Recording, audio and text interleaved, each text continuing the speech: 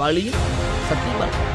அவரே வழியும் சத்தியமா இருக்கார். இயேசு கிறிஸ்துவே சிலுவை சுமந்து பாடு அணிவித்து பாருங்க. இயேசு கிறிஸ்து விசுவாச துரத்தும் போது சொல்றான், நீங்க வந்து உடனே கல்ல கீழே போட்டு ஓடிட்டான்.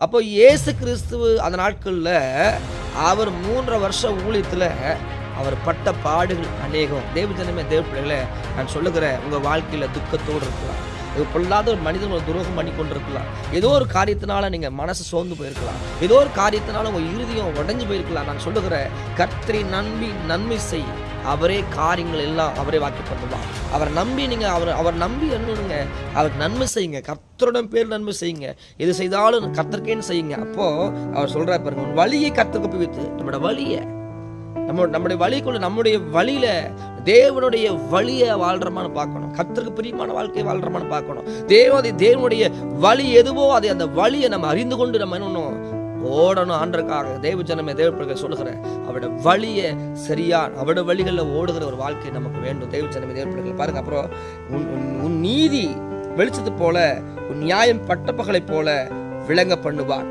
பாருங்க, உங்க நீதியை நீங்க நீதியா, உங்க வாழ்க்கையில நீதியா இருந்திருப்பீங்க. ஆனா உங்களுடைய வாழ்க்கையில எதுவும் தெரியாம இருக்கல, பட்ட பகலை போல மாற்றுவாரா. ஆனா ஒன்னே ஒண்ணு செய்யணும். என்ன சொல்றாருன்னா, கர்த்தரை நோக்கி அமர்ந்துரு, கர்த்தரை நோக்கி அமர்ந்துரு, அவரே காரிய சித்தியன்னு வாக்கி பண்ணுவார். அவர்கிட்டயே அமர்ந்திருக்கணும், அமைதியா அமர்ந்திருக்கணும். தரிசனம் வைக்கப்பட்டிருக்கோம், நம்ம உயர்த்துவேன்னு சொன்னா நிச்சயம் உயர்த்துவாரு. இன்னைக்கு அநேகருடைய வாழ்க்கையில உபத்திரங்கள் வரும்போது, பாடுகள் வரும்போது முதல்ல கேட்கிற கேள்வி, ஏன் ஆண்டவரே என் வாழ்க்கையில் உபத்திரம், ஏன் ஆண்டவரே என் வாழ்க்கையில் உபத்திரம், ஏன் ஆண்டவரே இந்த உபத்திரம்னு சொல்லி அநேகர் உடைந்து போறது உண்டு, அநேகர் தூரமா போறது உண்டு. நான் சொல்லுகிறேன், கர்த்தருடைய பேர் சொல்லுகிறேன், இந்த காலை வேளையில செய்தி கேட்டுக்கொண்டிருக்கிறீங்கன்னா, நீங்க பொல்லாத குடிச்சு எரிச்சல் அடையாதீங்க. இப்படி பண்ணிட்டாங்க, இப்படி ஏமாத்திட்டாங்க, இப்படி பண்ணிட்டாங்கன்னு சொல்லி கலங்காதீங்க. ஒரு முறை இடத்துக்கு ப்ரேயர் போயிருந்தேன். அந்த ப்ரேயர்ல அது சின்ன ஒரு ஜெபக்குழு, அந்த ஜெபத்துல வந்து நிறைய கட்டு உண்டவங்க, வியாதிப்பட்டவங்க இருந்தாங்க. லாஸ்ட்ல ஒருத்தர் ஐயா கொண்டு இருந்தார். அந்த ஐயாட்ட போய் கேட்டா, ஐயா உங்களுக்கு எதுக்காக ஜெபிக்கணும் போது சொன்னாரு, கூட பிறந்த பிறப்பு நாள் நான் ஏமாற்றப்பட்டேங்க ஐயா, ஒரே ஒரு கையெழுத்து போட்டேன், என் வாழ்க்கை, என் பிள்ளைகளுக்கு எதுவுமே இல்லாமல் போயிடுச்சு, என் சொத்தெல்லாம் ஏமாத்தி போட்டாங்க அப்படின்னு சொல்லி அழுக ஆரம்பிச்சார். அப்போ அவருடைய கோபம் ஒன்னே ஒன்று, என் பிள்ளைகளுக்கு எதுவுமே இல்லாமல் போச்சு, எல்லாத்தையும் ஏமாத்திட்டாங்க, எல்லாத்தையும் பிடிங்கிட்டாங்க, எல்லாமே வாழ்க்கை போச்சு.